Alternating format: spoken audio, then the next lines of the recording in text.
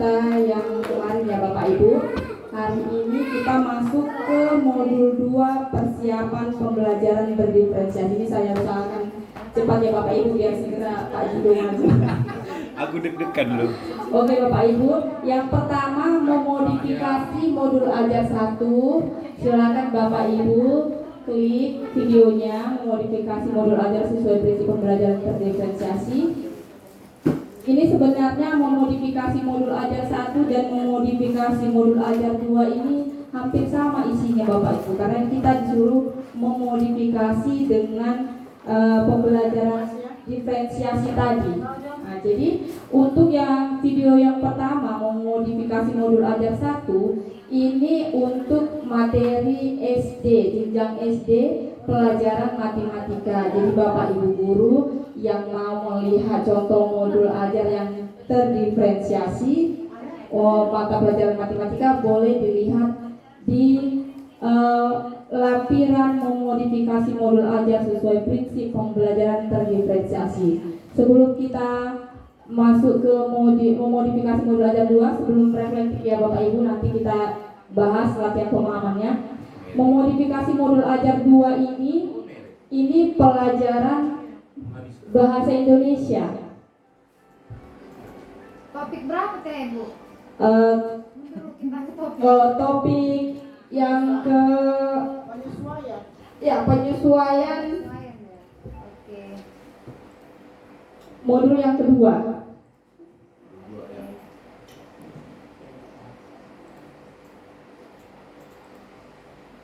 Nah, kemarin kita sudah mempelajari asesmen diagnostik yang kita mulai di awal pembelajaran.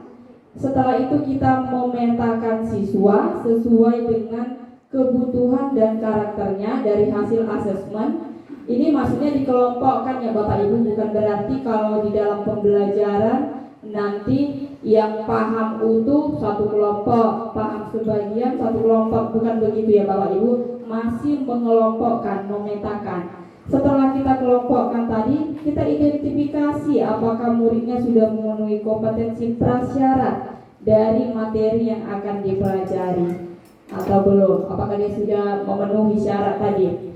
Nah, dari pengelompokan tadi sudah kita dapat 3 kategori murid: paham utuh, kategori 1 artinya dia memahami seluruhnya materi pembelajaran, yang kedua paham sebagian, hanya sebagian, dan yang ketiga belum paham sama sekali. Nah, pemetaannya ini bisa menjadi bekal kita untuk merancang pembelajaran berdiferensiasi agar dapat memfasilitasi murid agar dapat belajar sesuai kebutuhannya. Nah, berangkat dari kebutuhan siswa tadi, kita buatlah modul ajar berdiferensiasi. Nah, yang tadi yang saya katakan di modul ajar terdiferensiasi 1 itu lampirannya ada di situ. Bapak Ibu yang memerlukannya itu ada contoh untuk pelajaran matematika. Sebelum kita ke latihan pemahaman, kita lihat dulu yang memodifikasi modul ajar 2. Silakan Bapak Ibu klik videonya. Nah, di sini dijelaskan salah satu cara mengelola kelas berdiferensiasi memberikan pemahaman dulu kepada murid bahwa guru bukanlah satu-satunya sumber belajar. Jadi banyak sumber belajar yang lain. Nah, modifikasi modul ajar ini kita lakukan, kita lihat berdasarkan kebutuhan tadi, sama kondisi kelas kita, apakah bisa kita lakukan, dan atas pertimbangan kita sendiri tentang siswa kita tersebut. Penyesuaian. Nah, untuk Bapak Ibu yang mau melihat contohnya, oh ya maaf Bu.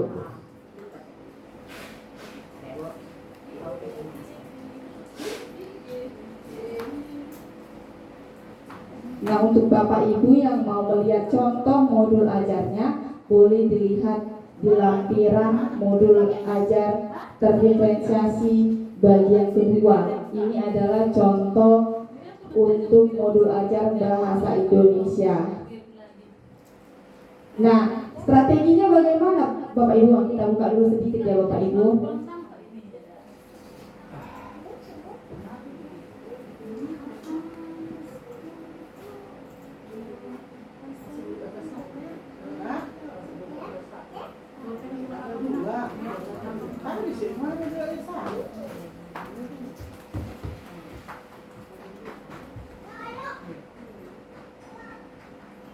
Nah, dari video itu dijelaskan strategi yang kita lakukan untuk memodifikasi. Tadi kan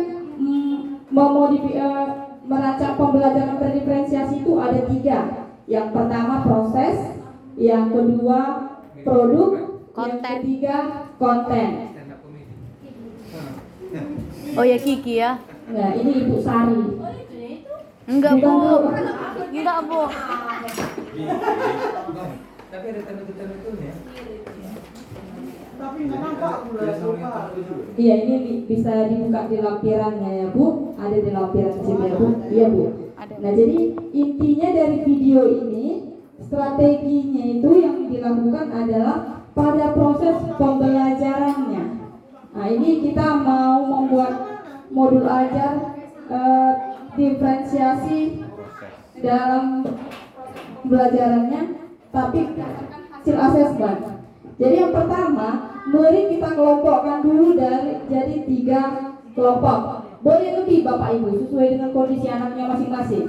Sudah kita kelompokkan, paham utuh, sebagian belum paham. Nah, dari kelompok ini tadi yang 3 besar ini tadi, kita buat lagi kelompok-kelompok kecil. Kemudian setiap murid akan dipasangkan dengan murid yang berbeda kategori. Jadi bukan berarti yang nggak paham disatukan, yang belum paham nggak bisa Bapak Ibu. Tapi bisa juga Bapak Ibu lakukan, tapi hanya supaya anak-anak itu tidak merasa diasingkan. Jadi sebaiknya digabungkan dari beberapa kategori tadi. Nah, fungsinya untuk apa Bapak Ibu? Itu nanti anak yang paham utuh menjadi narasumber bagi teman-temannya. Nah, setelah dia menjadi narasumber, jadi kalau anak yang sudah bisa mandiri tadi, kalau dia tidak mengerti apa yang mau dia jelaskan, nanti dia boleh bertanya kepada guru. Nah, itu ya Bapak Ibu fungsinya kelompok tadi. Kemudian untuk yang siswa yang paham setengah, guru boleh memberikan materi tambahan. Itulah tadi namanya Bapak Ibu diferensiasi konten. Kita udah ngajarin ini nih sama semuanya, tapi gak semua paham. Yang paham sebagian dia gak paham. Jadi supaya dia lebih paham, kita kasih dia buku lain atau video atau gambar atau grafik. Yang penting cara kita yang lain untuk dia lebih paham. Nah, kalau yang mandiri tadi dia sudah paham kan dengan cara yang pertama itu ya Bapak Ibu. Nah, kemudian kita menyediakan ragam teksnya juga berbeda Bapak Ibu kalau untuk bahasa Indonesia. Misalnya yang paham utuh teksnya lebih panjang, yang paham sebagian setengah lebih panjang, yang belum paham ya paling hanya 1 paragraf. Begitulah Bapak Ibu ya, untuk memahami kebutuhan tadi masing-masing. Nah, jadi kita memberikan pendampingan bagi 3 kategori ini tadi. Nah, kemudian untuk diferensiasi itu tadi untuk diferensiasi produknya, setelah dia berdiskusi dan mau mencapai capaian pembelajaran tadi, mereka akan menghasilkan produk. Nah, produknya pun berbeda Bapak Ibu sesuai dengan kategori. Misalnya tadi kita mau menulis teks argumentasi. Jadi yang paham utuh bolehlah kita buat 6-7 paragraf. Dapat menulis teks argumentasi 6-7 paragraf. Yang paham setengah 4-5. Kalau yang belum paham ya 2-3 paragraf. Itu maksudnya tingkatannya Bapak Ibu sesuai dengan kebutuhannya. Nah, kalau itu sudah kita lakukan Bapak Ibu, itu sudah pembelajaran berdiferensiasi baik secara proses, secara konten, dan secara produk. Ya Bapak Ibu, kalau saya belum pas menjelaskannya, ya mohon bagi Bapak Ibu yang udah paham boleh menambahin nantinya ya Bapak Ibu. Nah, itulah tadi kita kembali ke modifikasi modul ajar 1. Ini untuk matematika ya Bapak Ibu, makanya saya tidak buka. Oke, kita buka latihannya Bapak Ibu. Pengelompokan murid dapat didasarkan pada pilihan bebas guru, misalnya kedekatan orang tua murid, tingkat strata sosial, dan kedekatan murid. Salah. Iya benar Bapak Ibu. Salah. Kali dia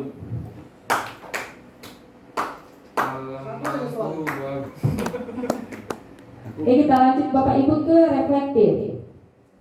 Setelah mempelajari materi ini, menurut Anda, apakah tantangan dalam melakukan modifikasi modul ajar. Bagaimana strategi Anda untuk menghadapinya?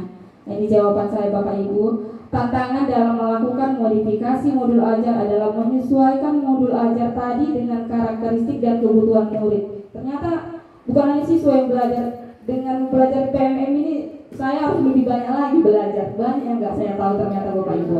Jadi strategi yang saya lakukan dengan cara mencari informasi, referensi tentang perancang modul ajar yang sesuai dengan kebutuhan dan karakter murid.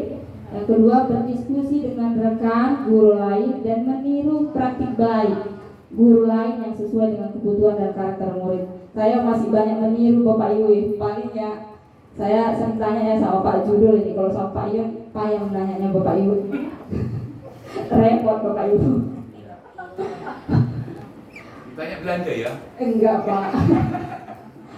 Kalau Pak Ion nyuruh kita itu harus baca dulu Pak, pahami dulu katanya gitu, baru nanya gitu. Itu orang eksat itu. Iya Pak.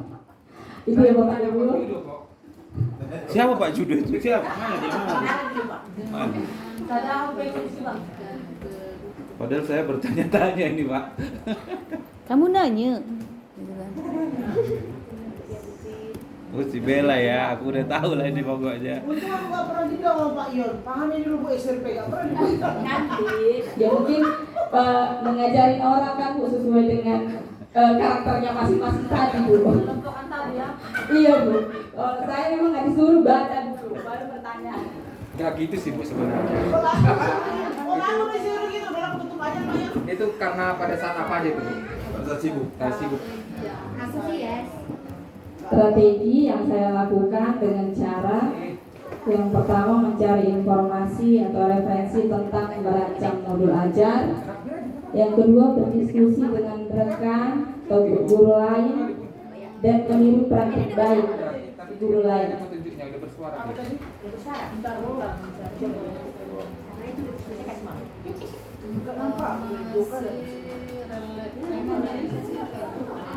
Aku kalau nggak di depan nggak bisa. Enggak, ini lagi lobeng. Kan cager saya.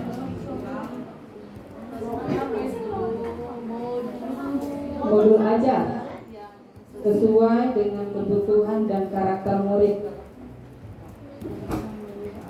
Bu Rinca gak sambung? Iya bawa. Aku mulai dipasang. Kalau di tengah dia bisa nyobain boleh.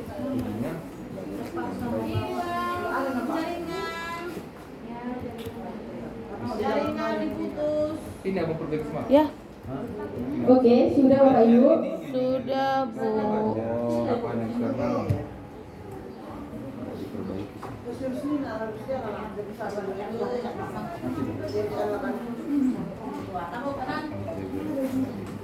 Yang terakhir pakai baju hakan kube. Baju deh. Baju. Ya. Udah sana bukan ini? Oh ini baju. Berarti lagu udah podcast ini. simpannya baju, simpan. Ini tapi usaha ibu udah bos. Enggak mau Iya. Aduh, sewanya Siapa yang ngitik? Nggak ada jaringan. Tapi udah bikin apa? Kok bisa muat ya semua? Di Canva itu aja bukan. Enggak ada. Semua mata kali download. Berarti kan baju itu bang. Sudah Bapak Ibu. Udah Bu. Oke, terima kasih. Bos, tes. Belum kan? Ya ada sama komputer lah. Jangan boru. Makasih ya boru, jangan boru makasih ya. Jangan gitu aja. Queen. Apa sekarang? Alat apa sekarang? Latihannya. Oke, kita lanjut ke latihan pemahaman memodifikasi modul ajar 2. Ya, oke. Nggak ada internet habis lari ya. Wah, Udah datang lagi. Guru dapat menggunakan perangkat komputer dan atau soal-soal yang berfokus pada pemecahan masalah, problem solving sesuai dengan hasil asesmen diagnostik kemampuan kognitif murid dan fasilitas komputer di satuan pendidikan. benar. Benar, iya kan? Benar. Iya kan? Ya benar Bu. Nah. Jadi tadi katanya guru bukan satu-satunya sumber belajar. Tapi bisa komputer. Ya, itu makanya benar kan Bu? Benar lagi. Oke, kita lanjut ke reflektif memodifikasi modul ajar 2 Bapak Ibu. Ini sama ya Bapak Ibu isinya. Jadi saya copy paste aja dari yang pertama tadi. Dikat ya. Ya, mau cepat Bang. Biar siap kita. Mana kita lagi Bapak? Tunggu Kak. Tunggu ya Kak. Terus aku maunya habis ini Bella kan? Jangan apa lah Bang. Sama ya Bu, pertanyaannya ya Bu. Tadi apa jawabannya sebelumnya Kak? Jawaban 10 ya. Oh, Benar. bila dari yang sebelumnya. Sama pertanyaannya Kak. Jawabannya jadi sama. Sudah datang serta mbah. Sudah sampai Udah datang pangerannya. Pangeran. Pangeran. Apa tadi jawabannya? Sama Bu ya, pertanyaannya sama Bu. Lupa pula apa yang sama tadi. Kesulitannya, tantangannya membuat modul ajar sesuai dengan kebutuhan dan karakteristik murid. Udah Bu.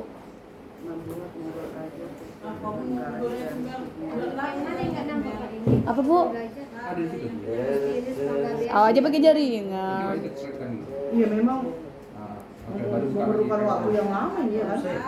Oke, selanjutnya materi pelibatan murid. Silakan Bapak Ibu klik video pelepasan tanggung jawab bertahap dan pelibatan murid. Nah, ini lanjutan dari materi strategi manajemen kelas yang sudah kita bahas kemarin. Marliando ini.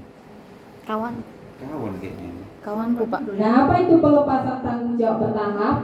Pelepasan tanggung jawab bertahap, proses tanggung jawab berpikir perlu secara bertahap bergeser dari guru hingga akhirnya murid dapat mengaplikasikan sebuah ilmu secara mandiri. Prosesnya ada 4. Yang pertama, proses pembelajaran. Jadi sebenarnya udah kita lakukan ini Bapak Ibu, pelepasan tanggung jawab tadi. Nah, ini nanti berkaitan dengan kontrak belajar atau kesepakatan kelas atau keyakinan kelas yang sebelumnya sudah kita pelajari. Nah, yang pertama pelepasan tanggung jawabnya proses pembelajaran. Nah, di sini guru ketika di kelas menyampaikan tujuan pembelajaran dan alurnya. Kemudian masuk ke instruksi terarah. Nah, setelah dijelaskan alur pembelajarannya dan tujuannya, guru memberikan pertanyaan pemantik untuk memfasilitasi pemahaman murid. Jadi di sini guru mengobservasi murid. Jadi untuk melihat pemahamannya itu apakah untuk melihat perkembangan pemahaman murid itu kita dapat melakukan asesmen formatif. Sudah sering kita lakukan Bapak Ibu. Nah, dari hasil asesmen formatif tadi kita berikan umpan balik. Anak-anak perlu umpan balik Bapak Ibu. Ya kalau dia bagus, kita katakanlah bagus. Kita berikan umpan balik yang membuat dia semakin semangat dan mau meningkatkan pemahamannya. Nah, jadi yang pertama dan kedua ini adalah tanggung jawab kita sebagai guru. Nah, pelepasannya masuk di bagian 3 dan 4. Nah, kita bagi siswa tersebut di dalam kerja kelompok, boleh juga secara individu. Nah, di dalam kerja kelompok ini disinilah murid bekerja untuk menghasilkan karya sesuai konsep yang sudah disampaikan di tujuan pembelajaran tadi. Di sini siswa sudah bekerja secara mandiri bersama kelompoknya. Nah, artinya dia sudah berusaha untuk memahami konsep pelajaran kita. Nah, kemudian masuk ke pembelajaran mandiri. Ini juga tanggung jawab murid. Nah, dari pemahaman yang dia dapat, siswa murid dapat mengaplikasikan ilmu yang dia dapat di dalam dan di luar kelas dan menghubungkannya dengan pelajaran lain. Disitulah proses pelepasan tanggung jawab guru kepada murid.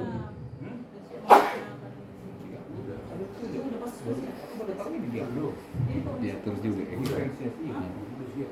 Nah, di dalam video ada contohnya, tetapi dia pelajaran IPA. Jadi Bapak Ibu yang mau melihat contoh proses pelepasan murid itu ada modul ajar pembelajaran IPA di video tersebut.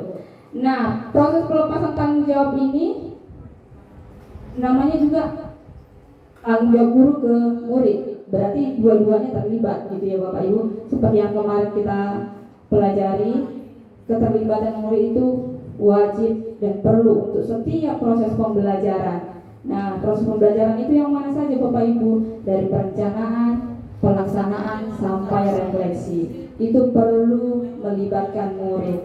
Makanya kalau misalnya kita melakukan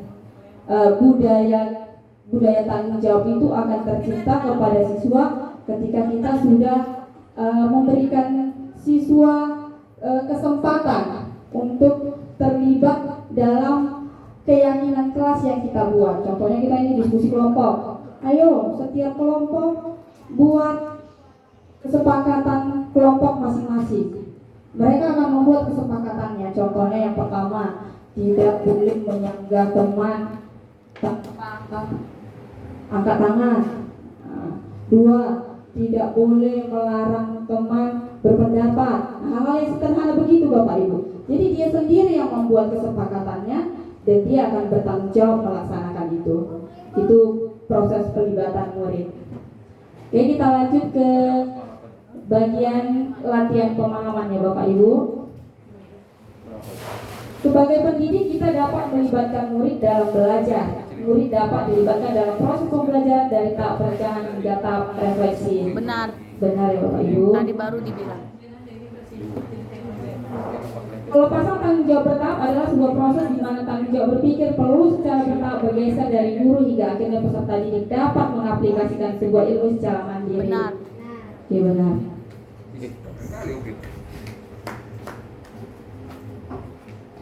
Oke, kita lanjut ke cerita reflektif Bapak Ibu.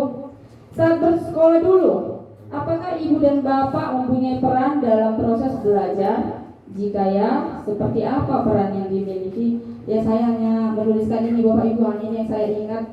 Ya berperan, peran yang saya miliki dalam proses belajar pada tahap pelaksanaan pembelajaran yaitu pembagian peran dalam kelompok secara bergiliran. Mungkin banyak yang lain yang Bapak Ibu pernah lakukan. Saya hanya ingat ini yang pernah saya alami dulu Bapak Ibu. Kamu pernah ya? Belajar kelompok pernah. Kok boleh gitu? Ya kan nih pada saat pelaksanaan. Peran yang saya miliki dalam proses belajar pada tahap pelaksanaan pembelajaran yaitu pembagian peran dalam kelompok secara bergiliran. Misalnya hari ini kita sebagai moderator, sebagai notulis. Ya, baperan dia tuh. Ya. Berperan. Baperan. Oke. Pada tahap pelaksanaan pembelajaran yaitu pembagian peran dalam kelompok secara bergiliran.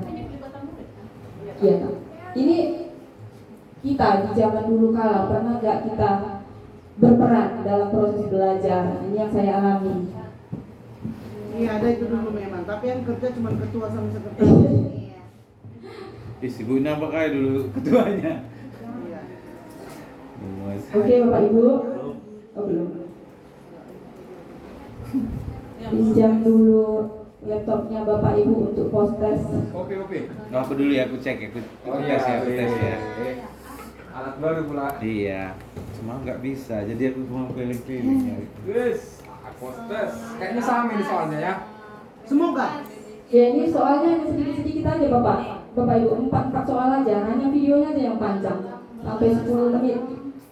Berarti kayak gitu ya, kalau ada yang mau maju dia yang baju ngapain postes ya. Iya, yang urutan berikut ya. Urutan berikutnya. Supaya terbantu. Iya. Ah, biarin aja gitu. Yaitu pembagian peran dalam kelompok secara bergiliran. Mati. Kalau saya buat tidak pernah. Karena saya cuma duduk manis di sekolah dulu. Dulu ya, tapi kan bertanya guru. Karena waktu kerja kelompok pun aku duduk manis, kayak dibilang ibu tadi, yang kerja ketuanya aja. Aku Sama duduk manis. sekretaris iya. Aku dulu nggak pernah Berlaku itu. menyediakan tempat. Kok beda soalnya? Kok nggak mau dia? Aduh, ini dia nih yang menjijikkan. Ya Pak JP. Perhatian. Bang, ada lagi siapa di sini bang? Udah mau maju orang itu. Iya, dia apa yang 2 kali? Iya.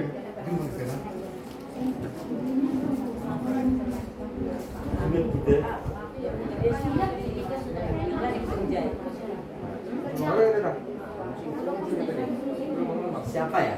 Oh, yang paling panjang ini. Itu kan panjang ya. Tetap masih yang panjang ya. Iya tetap.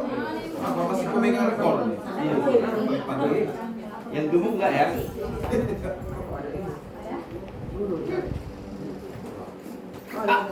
Itu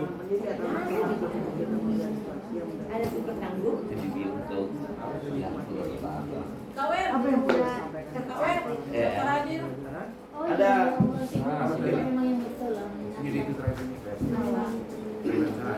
nggak bisa itu apa nggak rekomend di laptopnya.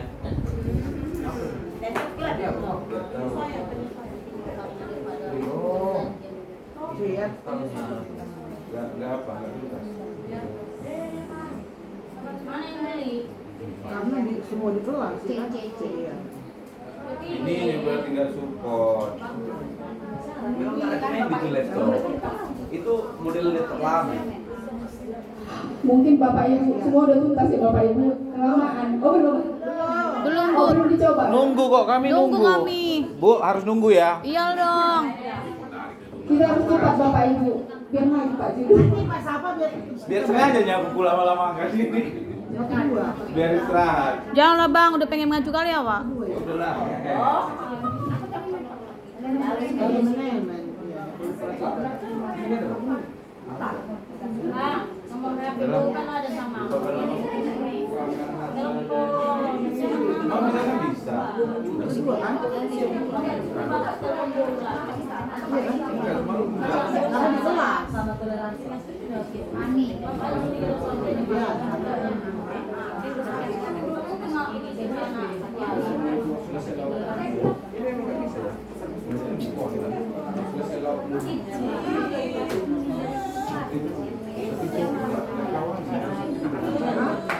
Dan ini kali ini. Tapi selesai dengan Kalau literasi aja banyak. Literasi. Oh iya, iya betul. Sebagai informasi ibu bapak yang semalam yang dikirim ke kepala sekolah untuk ngupload foto yang mengisi ID card untuk ASN itu jangan kaku, bisa latar putih, Mana nih? bisa latar putih, bisa bebas, tapi kalau boleh nampak sampai sepinggang. Loh, jadi bukan foto 4x6. Jadi Jadi bisa bebas asal lurus saja, yang penting dapat pinggang ke atas. Bajunya PDH. Enggak. Belajar aja lah, udah pasti ada. Yang pasti jangan blur atau buram. Banyak semalam kaku memahami itu. suratnya kan percaya surat. iya. Iya. Surat toh. Suratnya yang kami pertanyakan juga semalam. Malam. Kalau kurang berani. Terus Ternyata orang panitianya nanti yang menentukan latarnya. Luar biasa yang ya. Mereka ini lagi lah. Ini pernah dilakukan orang kan. Dari Pak Sembai udah gak maaf, makanya bertanya. Apa aja maksud orang tempo ini? Baru dapat informasi. Udah kan ada. Nanti dia baik kan? Nanti dia baik kan? apa jawabnya? Iya, jadi dia baik ya betul. Jadinya dia baik kan. Iya. Kita seminggu kayak gitu 3 hari.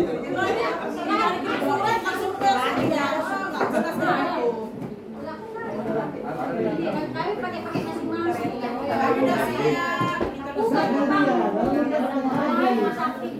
Orang kaya.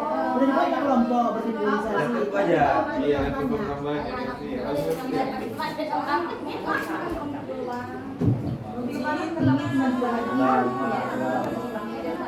Oke.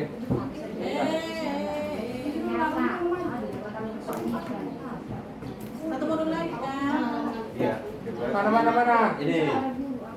Aku udah terselesaikan. Udah luar biasa. Udah lah ya. Besar lagi. Berarti aku mesti pakai yang apa ini? Belum loh. Enggak sama soalnya itu. Sama soalnya. Bawa dari internet. Pampletnya ini lah. Jadi mana yang Bu Esther apa jawabannya? Yang Bu Esther apa jawabannya Bu Esther? Bu Esther, apa yang dilakukan Bu Esther ini? Ya mandiri. Yes. Soalnya udah. Oke. Wow. Iya, nasal. Nah. Dong. Berapa apapun itu kan gunanya identifikasi masalah kan, Ya. terus habis itu akar masalah, habis itu dibenahi, iya kan? Enggak, cocoknya kayak mana bilangnya? Apa lagi sih? Pertama, Bu Esther ingin membagi muridnya dalam kelompok sehingga ia dapat melakukan pembelajaran berdiferensiasi sesuai dengan kebutuhan dan minat muridnya. Ternyata Bu Esther tetap kesulitan karena semua murid tetap bertanya padanya dan proses belajar masih berpusat pada guru. Apa yang dapat Bu Esther lakukan? A. Bu Esther dapat melakukan praktik pelepasan tanggung jawab bertahap. Ia mengajak murid-murid dalam grup untuk bekerja sendiri-sendiri tanpa adanya pengawasan dari guru. Itu tidak jadi jawabannya Bapak Ibu. B. Bu Esther dapat melakukan praktik pelepasan tanggung jawab bertahap. Ia mengajak murid-murid dalam grup untuk bekerja sendiri-sendiri dengan hasil karya yang sudah ditentukan dan tidak boleh diubah. Murid tidak perlu bekerja sama untuk tidak ya Bapak Ibu, kita harus kerja sama. C. Bu Esther dapat melakukan praktik pelepasan tanggung jawab bertahap. Ia mengajak murid-murid dalam grup untuk menghasilkan sebuah karya yang berkaitan dengan konsep yang sedang dipelajari. Murid bekerja sama untuk memperkuat pemahaman konsep. Murid mempunyai porsi tanggung jawab yang lebih besar dibanding guru. Yang salah ya Bapak Ibu. Semua salah. Ya, selanjutnya, Pak Bono ingin mengajak peserta didiknya untuk terlibat dalam proses pembelajaran, khususnya pada tahap perencanaan.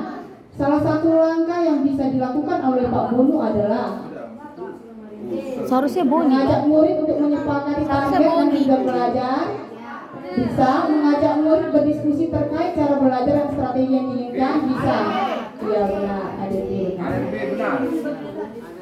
Ibu Ani menemukan banyak murid yang masih belum paham sama sekali atau bahkan melakukan kegiatan remedial di kelasnya. Manakah langkah yang paling tepat untuk menyelesaikan masalah tersebut? A. Dia dapat merencanakan kegiatan pembelajaran berdiferensiasi proses dan konten untuk murid yang memerlukan remedial. Bisa ya Bapak Ibu? B. Ia dapat membuatkan PR yang banyak. Tidak bisa. Ia menghubungi orang tua anak dan melaporkan bahwa anaknya kurang belajar. Tidak ya Bapak Ibu, kita mulai dari pembelajaran kita. Ia meminta setiap murid mengumpulkan tugas di akhir kelas. Oh, mereka Jawabannya adalah mengidentifikasi. seorang pendidik akan melaksanakan satu kegiatan pembelajaran di kelas yang mendapati bahwa murid-murid di kelas belum pernah mendapatkan satu materi yang ingin diajarkan. Apa yang perlu ia sampaikan kepada para murid di awal pembelajaran? A. Ia dapat menyampaikan bahwa materi ini susah, maka perlu. Tidak ya Bapak Ibu. B. Ia dapat menyampaikan bahwa materi ini membutuhkan praktik yang banyak, sehingga murid-murid perlu untuk menguasai semua perangkat dalam laboratorium sebelum kelas dimulai. Sama pacarnya dia kan Bang? Ia dapat menjelaskan secara umum materi yang diajarkan, memastikan pengetahuan. Ya. Iya. Ada foto orang ini. Apa saja aspek yang perlu dipertimbangkan saat guru akan memulai? Ini ada 3 tadi Bapak Ibu. Kebutuhan murid, kondisi kelas, dan ada 2 ya.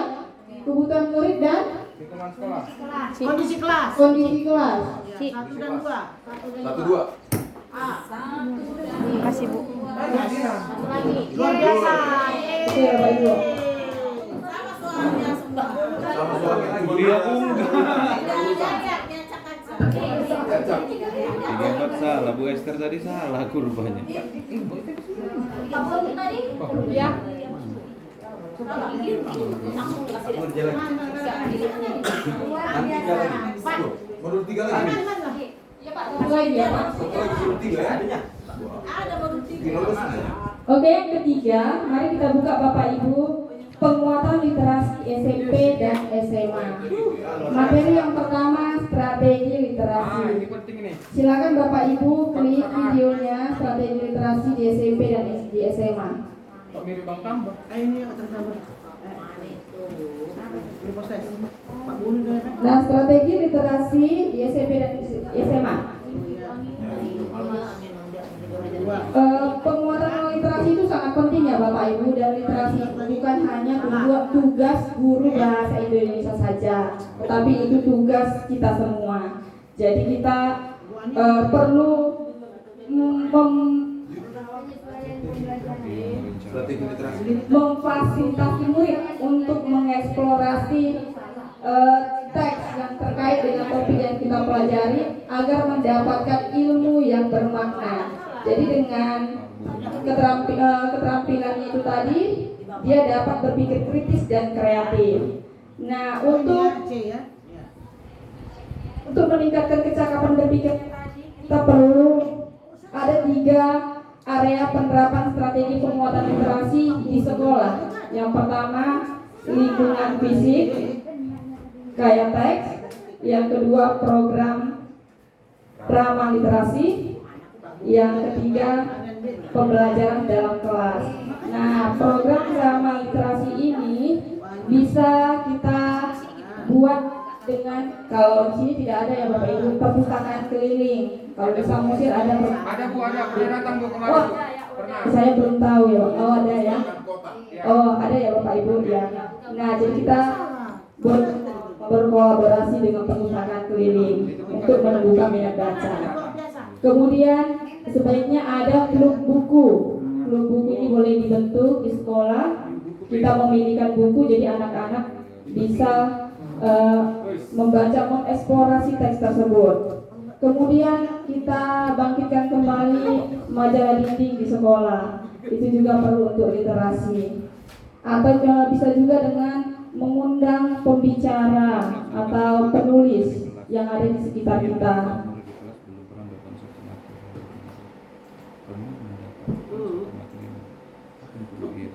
Oke, mari kita lihat. Silakan buka Bapak Ibu video menata lingkungan fisik kayak teks di SMP.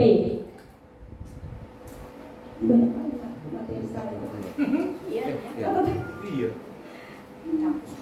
Oke, nah ini video yang kedua Bapak Ibu. Lingkungan fisik menarik minat, nyaman, menumbuhkan rasa ingin tahu, maka kita akan larut dalam membaca. Nah, jadi kita bisa mulai dari lingkungan sekolah kita. Nah, yang pertama kita mau menata lingkungan kita dari mana? Penataan fisik ruang kelas. Jadi di ruang kelas kita ini Bapak Ibu, kita bisa manfaatkan, kita bisa buat pojok baca. Nah, pilih pojok baca. Di situ anak-anak boleh. Ini sepertinya kalau kita lihat di media sosial ini di SD sudah banyak dilakukan Bapak Ibu. Bahkan tembok-temboknya udah digambar-gambar. Nah, kenapa boleh digambar? Boleh Bapak Ibu, karena memang di penataan ruang kelas juga bisa kita buat pohon pengetahuan. Jadi boleh kita gambar pohon. Ada literasi di situ yang bisa bermanfaat bagi anak-anak. Boleh juga kita buat papan display. Nah, saya lihat di sini di kelas-kelas kita sudah banyak menggunakan papan display Bapak Ibu untuk membuat informasi-informasi penting. Ada juga papan buletin.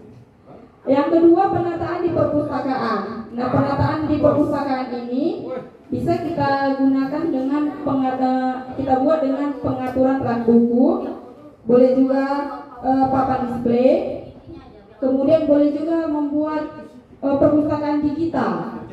Nah, jadi di sini di SMP dan di SMA murid sudah dilibatkan sebagai petugas perpustakaan. Mau ngapain Bapak Ibu? Nanti di sini anak-anak kita sebagai petugas perpustakaan melalui dia yang akan kampanye kepada orang-orang di media sosial itu, perpustakaan kita itu begini loh, isinya begini gitu. Nah, jadi perpustakaan kita itu menarik untuk dikunjungi dan dilihat ya Bapak Ibu. Makanya aku serius.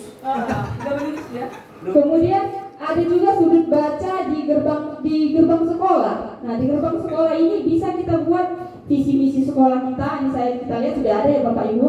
Nah, kemudian ucapan selamat datang juga boleh, poster profil murid sekolah kita juga boleh. Misalnya kita foto murid dengan pakaian yang lengkap. Nah, ini pakaian untuk hari seni murid SMP. Nah, itu boleh literasi bagi anak-anak kita. Jadi setiap masuk sekolah dia bisa lihat, ini pakaian yang benar, seragam yang benar untuk digunakan. Itu boleh Bapak Ibu. Kemudian boleh juga dibuat di UKS. Jadi di sini UKS ya, karena tentang kesehatan, maka bolehlah dipajang poster-poster tentang kesehatan yang berhubungan dengan anak-anak kita tentang kesehatan reproduksi. Itu boleh ya Bapak Ibu, anak-anak tahu supaya dia paham. Oke. Kemudian kantin. Kantin itu boleh Bapak Ibu sebagai literasi bagi anak-anak. Jadi kita lampirkan di situ makanan-makanan sehat, begitu ya Bapak Ibu. Kantin jujur. Dengan gambar gizi seimbang. Kemudian di laboratorium juga boleh, di taman juga Bapak Ibu. Di taman kita ini banyak tanaman-tanaman, pohon-pohon. Nah, ini bisa kita namai nih. Kita buat nama biologi dari pohon ini, kita tempel, edukasi bagi anak-anak yang Bapak Ibu. Iya. Oh iya benar Pak. Taman bunga juga sempat ya? Iya. Kemudian di lorong sekolah dapat dimanfaatkan juga, ini lorong sekolah kita yang kita jalan dari ini bisa juga Bapak Ibu. Boleh dibuat gambar itu yang seperti dilakukan Bapak Lasiman ya Bapak Ibu, itu murah. Nah, kata-kata bijak, nah itu juga boleh. Dan berarti kita sudah melakukan menata lingkungan kayak teks di sekolah kita. Oke, mari kita lihat video yang terakhir, Bapak Ibu, menumbuhkan kebiasaan membaca dan menulis yang menyenangkan. Untuk meningkatkan minat baca, kita bisa mendongeng, membaca lantang. Nah, kalau kemarin kami ngajarin anak-anak yang nggak bisa baca, anak-anak yang bisa baca itu harus kita suruh baca dengan kuat. Kalau bisa kita ajak dia jalan-jalan, ini apa? Pohon. Kayak mana ini? Apanya? Ejaannya? PO, KBN. Pon, harus begitu Bapak Ibu. Dia harus kita kenalkan konsepnya, biar dia paham pohon itu ini gitu. Nah, kemudian bisa dengan diskusi buku, kemudian memiliki buku bacaannya sendiri ya. Yang kedua, untuk meningkatkan minat menulis, gunakan sumber belajar yang menarik, ensiklopedia bergambar, novel, buku cerita, poster, buku pengayaan, buku fiksi dan non fiksi. Nah, untuk menggabungkan kegiatan ini kita bisa menyuruh, ini bukan hanya pelajaran bahasa Indonesia ya Bapak Ibu. Kita juga pelajaran lain juga bisa membuat kamus mini. Contohnya olahraga, apa aja istilah-istilah dalam olahraga, nah, mereka bisa tuliskan. Kemudian boleh lagi kita buat lagi anak-anak ini menulis surat. Dia menulis surat untuk dirinya sendiri, dikirimkan ke rumahnya, itu juga boleh Bapak Ibu. Atau juga bisa membuat buku ceritanya sendiri.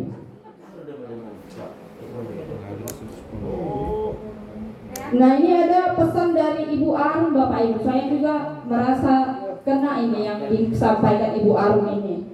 Dia mau kasih tahu nih guru-guru nih agar anak senang membaca. Bagaimana lingkungan di sekitar anak supaya anak-anak senang membaca. Jadi Ibu Arum ini menyuruh kamu sebagai guru harus bertanya dulu pada diri sendiri. Sudahkah kita menjadi teladan membaca dan menulis bagi murid kita? Saya kalau disuruh membaca mungkin saya membaca, tapi ya itu tadi sama seperti anak-anak yang saya sukai saya baca, yang nggak saya sukai pasti saya lewatkan Bapak Ibu. Kalau Bapak Ibu bertanya tentang komputer, angkat tangan saya. Nggak akan mau saya membaca itu. Tapi kalau tentang yang lain mungkin saya baca ya tadi sesuai minat ya Bapak Ibu. Kemudian dia menyuruh kita teladan menjadi menulis. Nah, untuk menulis juga saya agak sulit Bapak Ibu. Saya tidak terlalu pandai untuk menuangkan pemikiran saya melalui tulisan. Apalagi tentang perasaan, nggak bisa sama sekali. Jadi kalau saya buat status di media sosial pun saya nggak bisa Bapak Ibu, nggak terbiasa, nggak tahu itu keunikan dari kita ya Bapak Ibu masing-masing kita. Yang ahli di sini Pak Juru. Iya Bapak Ibu, nanti belajar dari Pak Juru. Oke, kita lanjut ya Bapak Ibu ke latihan pemahaman. Latihan pemahaman ya Bapak Ibu. 3 area penerapan strategi penguatan literasi pada satuan pendidikan yang dapat dilakukan kecuali ya. Dodol ya, dodol. Ini ya di satuan pendidikan ya Pak, berarti di rumah bukan ya Pak. Oke Pak. Memasang simbol dan visi-misi di lorong gerbang sekolah, salah satu strategi lingkungan fisika yang teks yang dapat menstimulasi kemampuan literasi murid. Benar ya Bapak benar. Ibu. Jika satuan pendidikan tidak mempunyai banyak buku, bagaimana strategi yang dapat dilakukan untuk mendorong minat dan kegiatan membaca murid? Iya benar, kita punya sumber yang lain, oke Bapak Ibu. Selamat. Ya, panjang lagi jawabannya tadi. Reflektif. Kita lanjut ke reflektif. Belum bisa dibaca udah benar. Iya Bu, mantap Bu. Strategi apa yang pernah Anda lakukan di kelas untuk menunjang kompetensi literasi murid di SMP, SMA? Setelah mempelajari materi ini, bagaimana Anda dapat memperbaiki strategi literasi di kelas? Strategi yang saya lakukan di kelas untuk menunjang kompetensi literasi murid dengan membuat rumus, kesimpulan, dan kata kunci yang melatih murid memilah beberapa kata dari teks dan kemudian membuat kesimpulannya. Untuk memperbaiki strategi literasi di kelas, pembelajaran dirancang dengan menitik beratkan pada proses menyenangkan bagi murid dengan menyelipkan unsur minat ketertarikan siswa. Literasi tidak hanya dalam bentuk teks cetak dalam buku, tetapi dapat berupa gambar, poster, infografis, teks audio visual berupa video dan film pendek. Boleh Jawaban besar. saya ya Bapak Ibu boleh ganti. Boleh besarkan sedikit. Gak bisa Bu, karena kelompok Bu. Iya ya. Majulah Pak, intisannya aja Pak. Saya pernah ini Bu buat pojok baca, cuman pojok baca saya jadi taman bunga Bu. Bisa juga jadi pojok baca itu Pak. Dibuat nama bunga itu nama apa nih Pak? Iya betul Pak. Jadi berarti dia multifungsi Pak. Mungkin tahun ini tuh bunga, tahun depan bisa kita buat buku lagi, buat lagi yang lain. Karya-karya siswa juga bisa. Padahal pakai uang sendiri dulu Bu. Ya. Kalau pakai uang sendiri berarti harus ikhlas Pak. Ikhlas ya. Ya Pak. Berarti nanti kita pindah ke Depak ya Bang? Iyalah. Ikhlas beramal Bu. Untuk menunjang gitu ya. Ya, untuk menunjang kompetensi literasi murid dengan membuat rumus. Ini cara saya berliterasi ya Bapak Ibu bisa membuat dengan cara yang lain. Contohnya menyuruh anak-anak membaca buku bergambar, bisa ya Bapak Ibu. Capek Bu, lewat itu langsung. Oh, mantap mau lebih singkat Pak. Bisa lebih singkat. Iya. Jadi kalau sudah masyarakat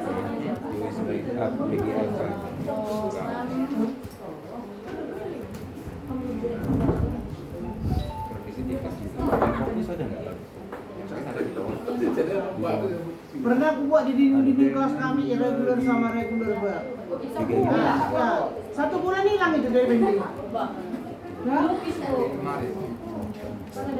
Apa kerja beraturan dengan peraturan kan? Ya pembendaran kata itu kan? 1 bulan hilang. Oh, ya berarti bisa ya Bu yang 16 tes itu ya Bu. Kapan ya siswa yang mengerjakan. Taruh di situ kan? 1 bulan hilangnya dari situ. Tadi apa yang murid itu? Terus yang pernah aku buat itu lagi Pak Yamil kan? Gak ada sampai sekarang kasih. Apa tuh? No bullying gitu kan? Apa namanya kata-kata. Iya, literasi nih yang digantung-gantung di depan ruangan kita. Di sini pun harus ada buku. Bicara Pak Lasiman juga. Tapi di kelas ya Bu ya. Ini di kelas. Di kelas ngapain lah ya? Dari luar sekolah juga bisa Pak. Tapi ini di kelas katanya. Ya? Oh, ini yang di kelas. Oh iya. Di kelas. Pertanyaannya di kelas ya. Sering saya suruh baca buku paket Bu. Pas lagi malas ngajar cocok Bu. Baca. Tapi kalau anak-anak kita suruh membaca sendiri kadang nggak suka mereka Pak. Jadi kalau bisa bergiliran. Iya Bu, biar fokus dia. Karena kalau kita yang baca kan kita kayak mendongeng dia enggaknya Bu. Bu kalau saya pernah gini. Misalnya nyuruh anak-anak baca buku itu pakai ini, pakai format Adi Simba. Ya Pak, Bu, itu bisa. konsentrasi ya Bu. Oh bisa sekali Pak. Apa Bu? Adi Simba apa, di mana, siapa, jadi diambil misalnya dari bacaan itu. Dia kayak pertanyaan kata Adi Simba gitu. Singkatan itu apa, di mana, siapa, bagaimana. Nah, jadi dari yang dibacanya itu apa itu? Iya, Bagaimana prosesnya kayak gitu loh. Siapa? Iya. Adik Simba. Jadi indikatornya itu siswa mampu mengambil informasi dari teks yang tersedia, itu indikatornya kan? Di mana, siapa, kapan, di mana. Itu kan itu kan ya. Iya, Tapi betul. kalau dia mengambil yang tidak nyata langsung kan istilahnya itu bisa mampu mengambil makna. Itu indikator. Ya kan? Iya, itu. Aduh. Tapi itu tingkat berapa itu? Kalau untuk apanya? Kau suruh bikin apa itu? Kisi-kisinya itu? Oh, levelnya Level 1 ya kalau mengambil informasi ya. Kalau mengambil makna level 2. mengambil makna lagi Bu? Nih, bisa. Bisa kan? Iya kan? Jadi punya apa? Level 1, Kembangkan lagi kan? level 1, 2, Habis ini 3. Oh, makasih ya Pak. Iya, sekarang lagi Pak. Oh, Udah ya, Pak? Udah Bapak Ibu? Kecakapan. Habis ini Pak Jupe kan? Belum, Pak. Aku nungguin dia kan Pak Jupe ya. Siapa ini? Pak Judo, Pak Judo. Pak Judo. Ibu Fitri sama Pak Judo. Kalian ini berdua. Iya, oke, setuju. Keren, Bu. Ayo pun mau cepat-cepatnya sebenarnya.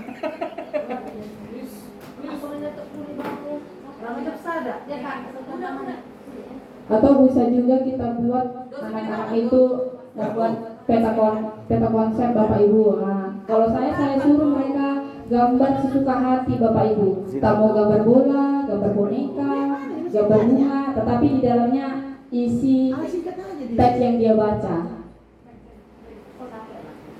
Oke. Postes belum. Belum poster. Sudah, Bu. Nah, Bu. Oke, sudah ya Bapak Ibu. Oke, yang terakhir Bapak Ibu mengembangkan kecakapan berpikir. Silakan Bapak Ibu klik strategi mengembangkan kecakapan berpikir murid. Terus?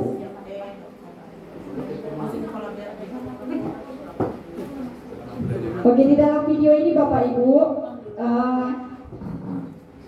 tujuannya ini untuk kita dapat merancang pembelajaran yang dapat mengembangkan kecakapan berpikir murid melalui membaca. Jadi memang harus paham dulu dia teksnya, maka dia akan bisa mengembangkan kecakapan berpikirnya.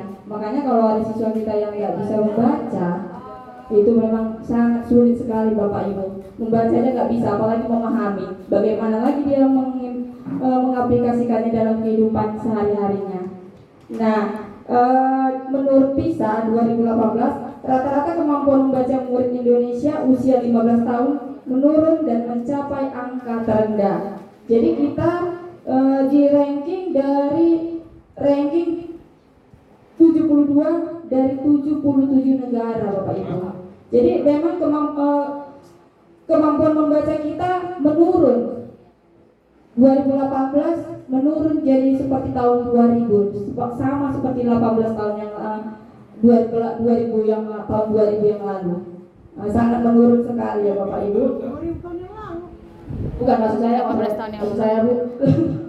Ini kan Bu, ini menurut PISA tahun 2018. Ini sama dengan 18 tahun yang lalu katanya Bapak Ibu.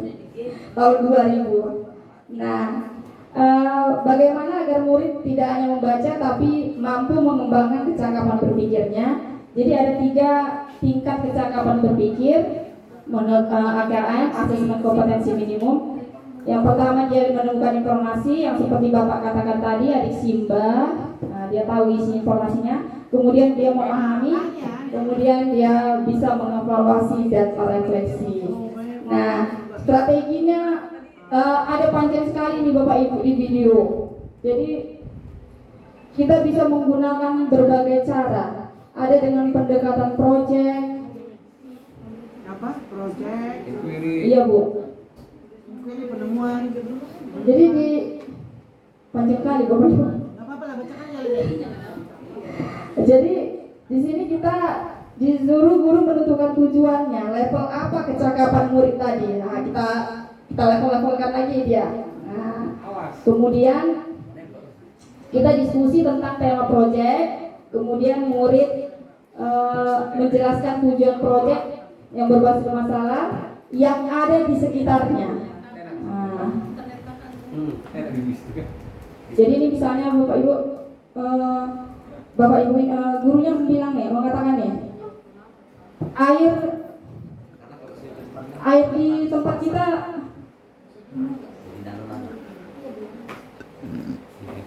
Macet. macet Bu.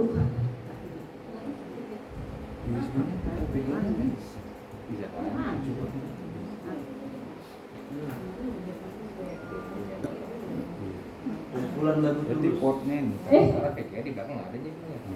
Kali ya. Makanya aku berarti harus mencari kegiatan ini. Bentar ya Bapak Ibu. Apa? Terus Istri mana lah begitu. Bisa aku nggak ngikutin loh. Nanti aku nyontek aja lah langsung. Privat bang. Iya lah. Paksalah ngajak si Tri makan-makan ini. Ya lah, ikut aku bang. Boleh. Si Oping gue tak. Dia cukup kerja aja dia. tujuan ya. Kerja yang Iya Bu. Nah kita disuruh menyusun tujuan pembelajaran.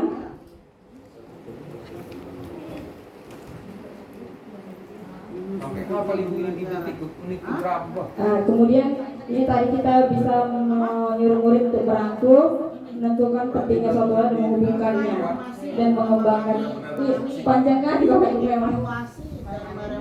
Iya. Jadi membaca itu nggak hanya sekedar dia paham apa yang dibaca ya Bapak Ibu. Ini intinya permintaan dari video ini adalah tadi ada anak yang nggak bisa baca, terus dia berhasil membaca, itu belum cukup Bapak Ibu. Nah, dia udah bisa baca, terus dia paham apa yang dia baca, belum cukup juga Bapak Ibu.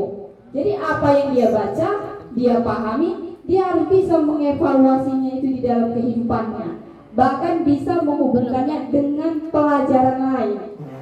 Makanya bahasa ini memang bukan hanya untuk pelajaran bahasa Indonesia saja, jadi untuk seluruh mata pelajaran. Balik dulu deh yang tadi deh. Yang mana Bu? Yang kau buat apanya itu tadi buatnya itu Bagan-bagan itu tadi. bagan-bagan tadi. Bagan Ah ya. Nah, Bentar lah ya foto dulu ya. Susah bikin ini loh. Karena di video bu, tengok aja 5 menit, 5 menit 55 detik. jadi dia harus bisa sampai menghubungkan ya Bapak Ibu, mengevaluasi. Bukan hanya bisa merangkum, misalnya kita suruh rangkum. Anak-anak kalau disuruh rangkum bisa kan catat semua, disuruh rangkum dicatat semua kan gitu Bapak Ibu. Padahal rangkum itu yang paling penting. Nah, kemudian kita tanya yang mana yang paling penting? Gak tahu dia Bapak Ibu, semua dibacakannya, semua penting Bu. Sama kalau dengan video ini Bu, saya pun bingung ini. Kayaknya semua yang dibilang di video ini penting semua Bapak Ibu. Jadi saya pun harus pandai merangkum Bapak Ibu. Belajar juga saya di sini Bu merangkum, nggak bisa saya. Saya nggak bisa. Soalnya ini bilang Pak Yan tadi. Kayaknya semua penting gitu Bapak Ibu. Saya merangkum. Setelah dia udah paham, baru bisa dihubungkannya dengan kehidupannya ya Bapak Ibu. Nah, jadi dia bisa berpikir kritis. Itulah yang diminta di video ini ya Bapak Ibu. Belum Bu? Ini indikator saya buat indikator soal. Bella, Mama juga sayang Bella. Apa yang Bella minta? Mereka memberi. Buru kali. Diem aku loh. Aku udah diem. Udah nggak sabar Pak Judo Bu. Jadi saya cepat-cepat. Lanjut. Oke ya Bu. Sikat kan? Iya. Makanya bajunya udah. Belum siap. Nanti kita lihat lagi di videonya ya Bu. Udah. Oke, kita lanjut di latihan pemahaman Bapak Ibu. Kecakapan berpikir murid tidak hanya berpaku pada kemampuan memahami, tetapi juga pada tahapan mampu mengevaluasi dan merefleksikan. Iya benar Bapak Ibu. Semuanya kayak gini terus ya. Udah Jadi loh, coba ulang. Enak ya soalnya Bang Muda ya kan. Karena ada dibuatnya. enggak lo maksudnya pesertanya lo. Oh iya lah, makanya keren kan Pak. Keren kali memang. Refleksi setelah mempelajari materi ini, bagian mana yang merubah pandangan Anda terkait kecakapan berpikir murid? Misalnya menjawabnya Bapak Ibu, guru merancang pembelajaran dengan membaca bertujuan bukan hanya sekedar menemukan pemahaman murid atas bahan belajarnya, tetapi guru juga dapat membantu murid untuk meningkatkan kecakapan berpikir murid hingga tahap menganalisa dan mengevaluasi. Itu tadi kesimpulan dari video ya Bapak Ibu. Terima kasih Pak. Tunggu Bu. Tadi mau evaluasi ya. Pinjam lagi kerompoknya Pak, tambah. Usah bu. Mengevaluasi dan merefleksikan. Biar aja dia Iya, Bu. jatuh diri bu. Kan? Oh iya. Ya kan saya. Ya Bu ya. Mengevaluasi. Benar-benar Bu. Oke.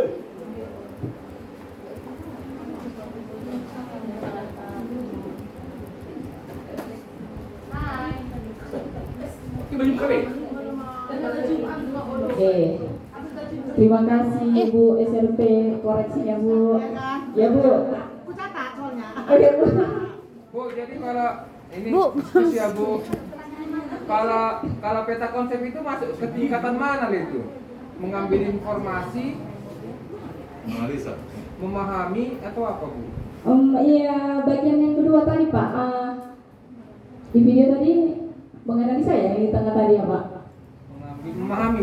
Dia ngomong ikut. Dia nggak hanya memahami Pak. Dia udah bisa mengambil bagian-bagian Yang penting. ketiga ya, poin. Belum. Yang ketiga nanti dia merefleksikan, mengevaluasi. Itu mengambil informasi, memahami sama mengambil merefleksi dan evaluasi. Iya, yang bagian kedua Bapak. Memahami ya. Iya, memahami ya. Oke.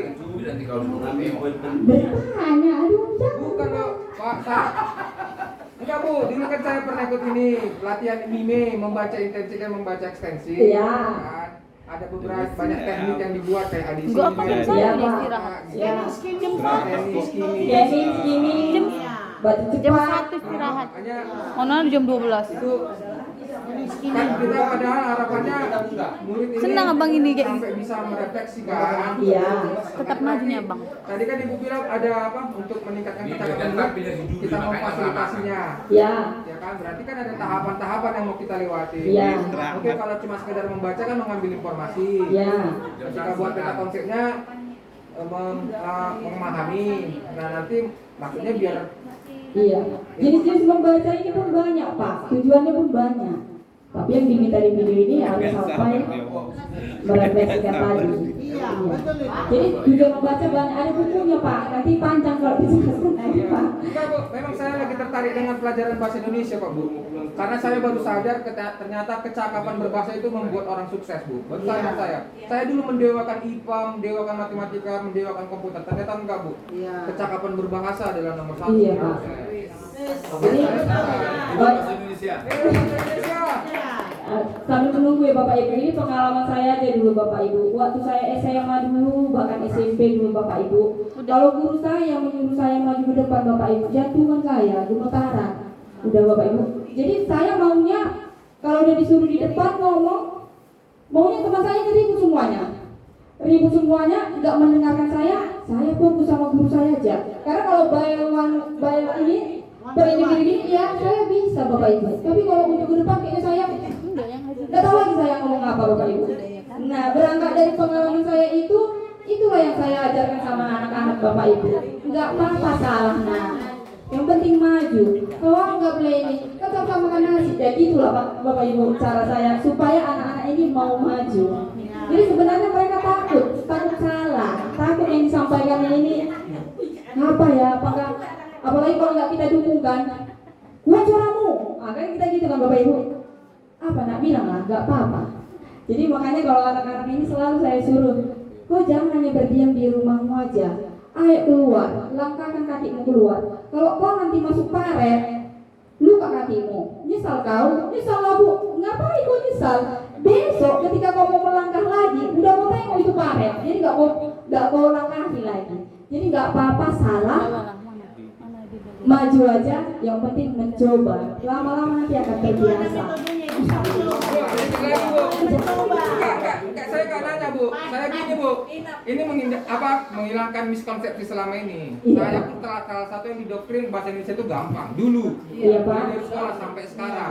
Ternyata makin kemari makin saya pelajari mengapa bahasa Indonesia 16 dibuat di sekolah. Iya Pak. Karena memang tingkat kesulitannya memang lebih tinggi. Iya Pak. Itu jadi dasar untuk keberhasilan anak itu. Kita bahasa Indonesia. Tapi jangan marah Bapak Ibu untuk pelajaran yang lain ya Bapak Ibu. Kamu kalau dulu saya waktu mahasiswa baru dulu waktu saya sama teman saya jurusan fisika ditanya, kau jurusan apa? Bahasa Indonesia Bang. Oh, itu jawabannya Bapak Ibu. Ditanya saya, benar ini pengalaman saya pribadi. Ditanya sama teman saya, jurusan apa Dek? Fisika. Tapi keren kali kau ya. Jadi saya ini sekali mengambil jurusan bahasa Indonesia ini nggak berharga kali gitu loh Bu. Padahal dosen saya bilang Bapak Ibu, bahkan untuk profesor bahasa Indonesia itu pun Bapak Ibu di Indonesia sedikit, lebih sedikit dari yang eksakta. Saya nggak mengada-ngada ya Bapak Ibu, itulah yang dibilang dosen saya, sedikit pakar linguistik. Iya, pas itu. Jadi saya kayak sedih kali dulu waktu saya tulisan bahasa Indonesia gitu. Enggak bertanya, kecakapan yang tadi dikatakan adalah soal kecakapan itu kan lebih ke mental ya. Iya. Kenapa lebih tepatnya? Iya. Dia menghubungkannya dengan kehidupannya. Nah sedikit Aku udah nggak ada ngikutin informasi yang saya dapat Di terakhir video belakangan untuk ini. videonya bilang, udah si jawabannya. Sama Kalau dengan saya si tidur tahunya kan gitu. di jalan, di pertengahan jalan, ini masalah masker. Aku balik tanya. Ternyata dampak daripada pandemi kemarin itu juga berkaitan dengan mental peserta didik. Makanya saya selalu, ini pengalaman saya, ini kita sharing Bapak Ibu. Saya bilang sama anak-anak, apakah anak-anak sedang flu sekarang? Kalau flu silakan pakai masker. Jika tidak, tolong dibuka maskernya. Karena banyak anak siswa yang saya temukan di kelas, khususnya SMP 9, lebih ke tepat istilah dulunya sekarang insecure ya. Dia nggak percaya diri lagi. pedicure. Ya kan? Nah itu maksud saya juga bagian penting yang tadi yang saya mendapatkan informasi dari Putri. Oh, ternyata kecakapan yang sederhana itu juga harus kita jeli melihatnya. Iya Pak, harusnya dari situ Pak sebenarnya dasarnya. Jadi mental anak itu kita bangun. Saya nggak setuju Bu. Kadang-kadang kan masker masalah modis sih, bukan masalah insecure. Kesehatan juga ya Bapak Ibu. Kesehatan itu masalah. Tapi ini Bapak ini maksudnya Iya. setelah bermasker ini anak-anak jadi kayak menyembunyikan dirinya dengan masker itu mungkin maksud Bapak ini. Bu, cuman saya mau bilang ada fakta. Cuman saya mau bilang ada fakta sedikit aja Bu. Memang bahasa Indonesia ini cukup sulit, tapi di SMP 9 dari tahun ke tahun UN paling tinggi adalah bahasa Indonesia. Itu mantaplah Bapak. Oke ya Bapak Ibu, kita lanjut. Postes. Iya Pak, Bapak tambah tolong Pak. Bapak ya, isok berapa? Kami udah satu kantor, makanya kami udah komunikasi lancar. Aku kok insecure ya?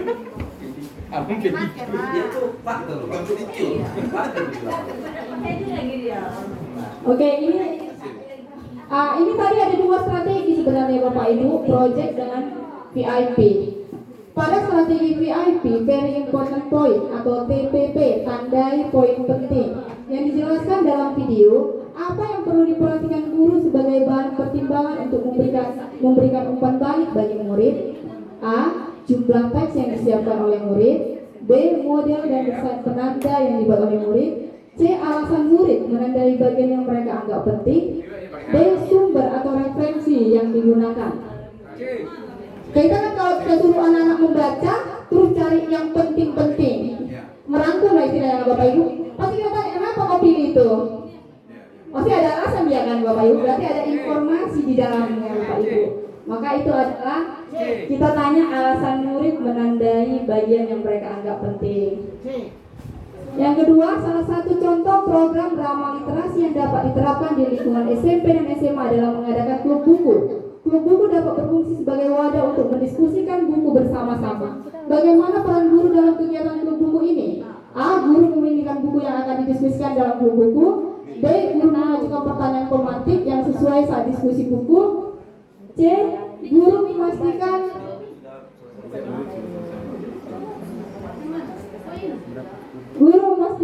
setiap murid sudah selesai membaca buku yang akan didiskusikan. D. Guru menyiapkan perangkat asesmen untuk mengukur kemampuan literasi murid selama diskusi buku. Pemantik. B. Pemantik. Tapi kan ini namanya, ini kan diskusi buku Bapak Ibu. Berarti D. Jadi kalau ada buku berarti memang suka buku. Oh, ada diskusi ya, berarti Ada diskusi. Assessment. Pemantik assessment. Iya, assessment lah. Enggak romantik. Ini kan klub buku. Buku yang Aku akan sudah didiskusikan. Lu buku kan nggak ada asesmennya. Iya nggak ada Pak. Oh iya, bukunya berbeda-beda deh. Ini kita punya klub nih Bu. Nah, kita mau mendiskusikan buku ini. Murid ini mau diskusikan. Jadi si guru ini kan harus ada petunjuknya nih sama klub buku ini. Bukunya satu ya, untuk beberapa orang. Bukunya satu untuk beberapa orang. Ya berarti memilih Ya, Kak. memilih buku.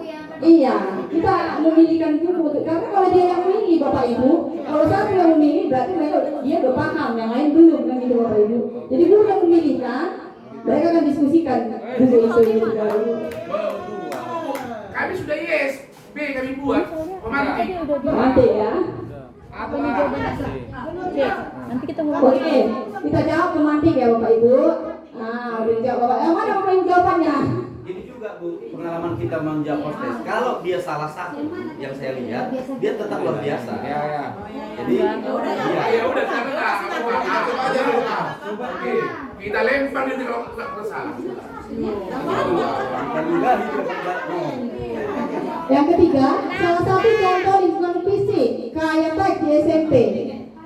SMA SMK adalah menyediakan sudut baca kelas. Guru dapat melibatkan murid untuk turut mengelola sudut kelas baca. Bagaimana contoh kontribusi murid yang bermakna dalam pengelolaan sudut baca tersebut?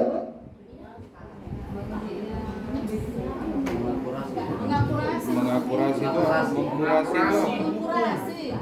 kurasi itu apa sih? Makurasi boleh.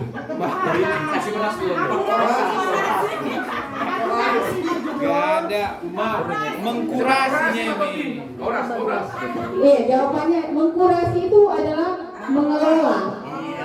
Jadi murid harus terlibat mengelola.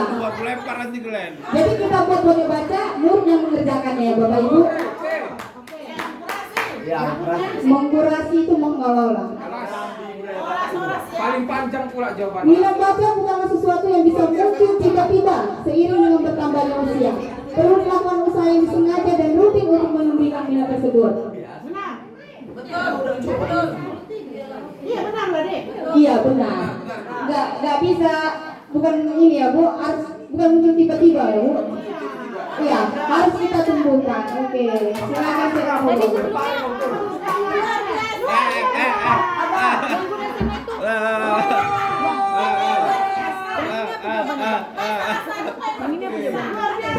Nampak kan guru bahasa Indonesia Bu. Sukses Oke, sekian Bapak Ibu. Oh, masih kata ya Pak? Oh iya, ya maaf. Saya lupa Pak. Cantik. Udahlah Pak, judul aja deh tuh. Itu aja. Oh iya, masih kata ya.